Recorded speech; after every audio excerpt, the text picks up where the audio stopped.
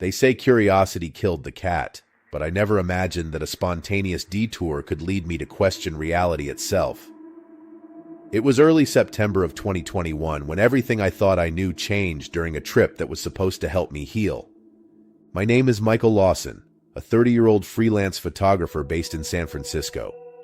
After a tough breakup with my fiancée, Rachel, I was struggling to find inspiration in my work and clarity in my life. My college buddy Tom suggested a road trip to clear my head and perhaps capture some new landscapes for my portfolio. It seemed like just the escape I needed. Tom and I had been friends since our university days. He was adventurous, outgoing, and had a knack for getting me out of my comfort zone. He believed in living life to the fullest, and right now, I needed that energy. We decided to drive along Highway 9, near the outskirts of a small town called Pinewood. The area was surrounded by dense forests of redwoods, and the scent of damp earth filled the air after a recent rain. As evening approached, fog began to roll in, creating an eerie atmosphere that seemed perfect for some dramatic shots. We were on our way back to San Francisco after a day of hiking when Tom spotted something unusual. An old rusted sign partially hidden by overgrown vines caught his eye. It read, "Emerald Bay Amusement Park, next exit." He immediately perked up, his excitement palpable. "Mike, look at that. We have to check it out," Tom insisted, pointing at the sign. I hesitated, feeling a knot form in my stomach. "I don't know, Tom. It looks abandoned. Probably not safe." He grinned, that mischievous spark in his eyes. "That's exactly why we should go. Think of the photos.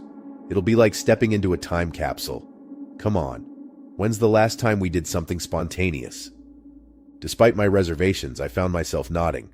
I couldn't deny that I needed a change, something to break the monotony of my life.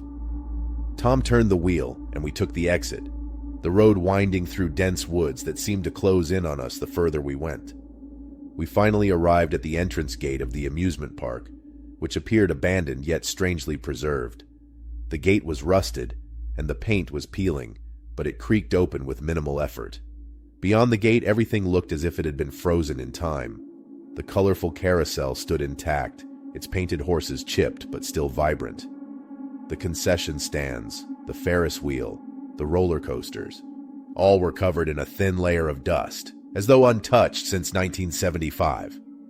The air was filled with the faint scent of popcorn and cotton candy, oddly fresh despite the apparent abandonment. I felt a chill run down my spine as I took in the sight. It was as if the place had been waiting for us. Tom, on the other hand, was ecstatic.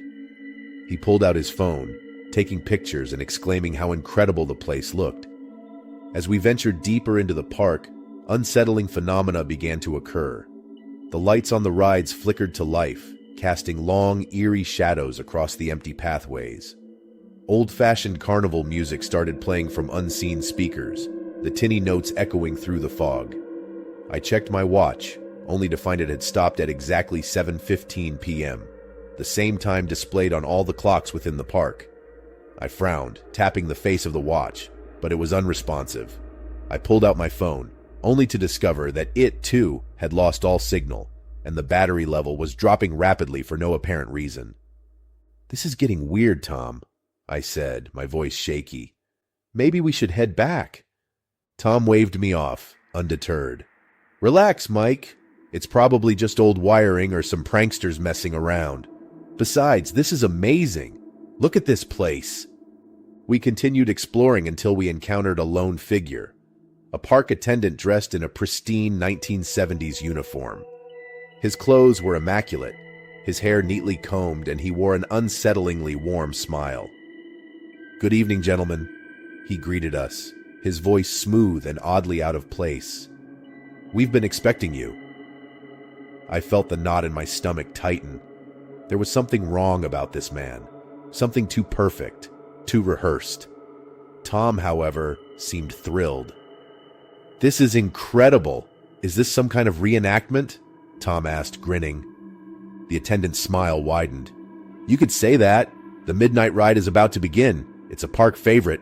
You wouldn't want to miss it." He handed us 2 tickets, the paper crisp and new, the ink dark and fresh. I stared at the ticket in my hand, an inexplicable sense of dread washing over me. Tom, as usual, was excited, already talking about how great the view would be from the Ferris wheel. "Come on, Mike! Let's go check it out!" Tom urged, grabbing my arm and pulling me toward the ride.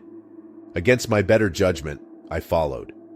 The Ferris wheel creaked to life, the lights flickering as we climbed into one of the seats. The wheel began to turn, and as we rose higher, the fog thickened, swallowing the park below. I could barely see Tom in the seat beside me. The carnival music grew distorted, echoing strangely in the mist. Suddenly the fog cleared and Tom's seat was empty. Panic gripped me.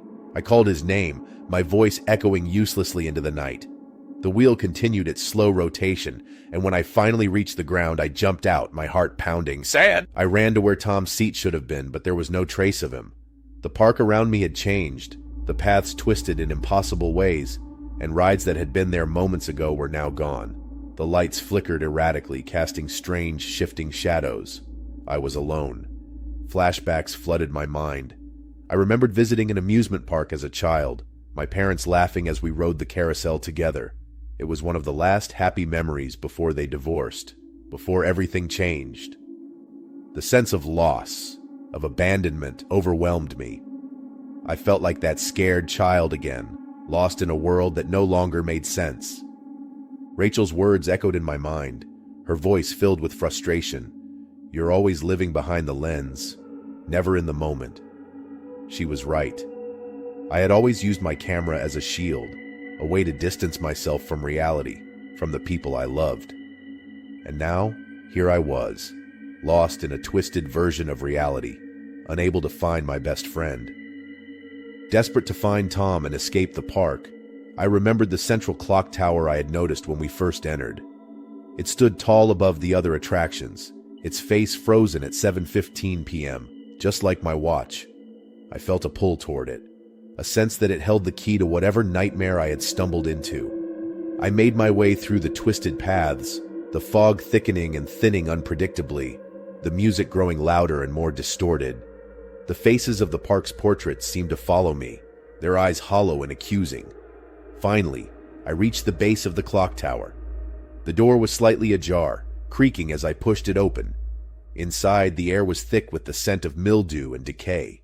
The walls were lined with photographs, old yellowed pictures of visitors throughout the years.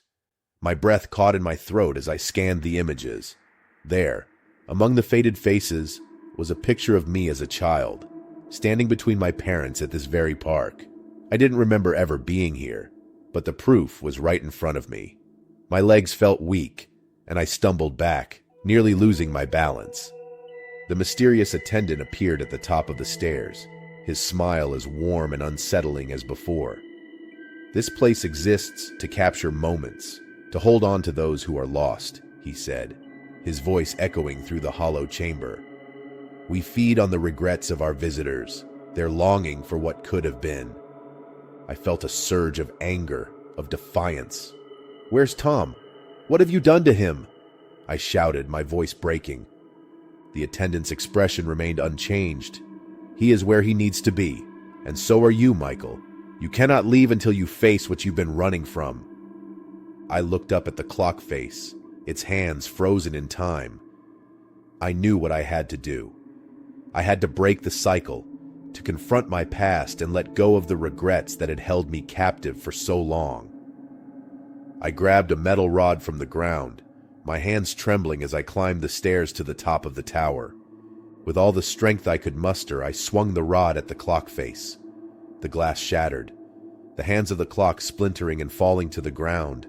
A deafening silence followed, the distorted music cutting off abruptly. The air seemed to shimmer, the walls of the tower fading, the photographs curling and disintegrating into dust. I closed my eyes, feeling a wave of exhaustion wash over me. When I opened them again, I was lying on the ground outside the park, the first light of dawn breaking over the horizon. The entrance gate was gone, replaced by crumbling ruins and overgrown weeds. I pushed myself to my feet, my body aching, my mind foggy. "Tom," I called out, my voice barely a whisper. There was no answer. The park was nothing more than a memory, a ghost of what it once was. I stumbled back to the car, my heart heavy with the weight of what had happened. Later, authorities told me that Emerald Bay Amusement Park had burned down in 1975 on its opening day, the result of a catastrophic electrical failure. All records of the visitors had perished with it, leaving no trace of who had been there that day. I tried to explain what I had seen, what had happened, but they dismissed it as exhaustion, a hallucination brought on by stress and grief. Back home, I developed the photos from my camera, my hands trembling as I flipped through them. My breath caught in my throat as I saw the images, pictures of myself as a child at the park, standing beside my parents. And there, among the crowd, was Tom, dressed in 1970s attire, smiling and waving. In the final image, the mysterious attendant was pointing directly at the camera, a knowing smile on his face. I stared at the photos, a chill running down my spine. I didn't know what was real anymore, what had truly happened that night. All I knew was that I had lost Tom, and that the park, or whatever it had been, had left its mark on me. The lines between reality and the supernatural had blurred, and I was left to grapple with the truth, or perhaps the illusion, of what I had experienced. The photographs were the only evidence, a haunting reminder of the moments I could never get back, and the friend I had lost to the echoes of Emerald Bay.